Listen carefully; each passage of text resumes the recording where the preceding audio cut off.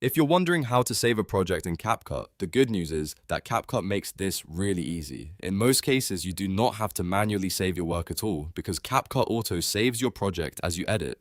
That means every clip you add, every trim you make, and every effect you apply is being saved in the background. So if you're working on a video and you need to stop halfway through, there's no need to panic or try to hunt for a save button. Just close CapCut normally, and when you open the app again, your project should still be there. It will usually appear right on the home screen in the project section, so you can pick up exactly where you left off. This is one of the most helpful features in CapCut, especially if you're editing on the go or working on a longer project over multiple sessions. It saves time, reduces mistakes, and helps make sure you don't lose progress. If you ever want to check that your project is still available, just reopen CapCut and look at the home screen below your projects. Your unfinished projects should show up there ready to continue editing. From there, tap it and keep going with your timeline, effects, captions, or whatever you were working on. So the simple answer is, CapCut saves your project automatically. You do not need to manually export or press a save button for your draft to stay mahfouz.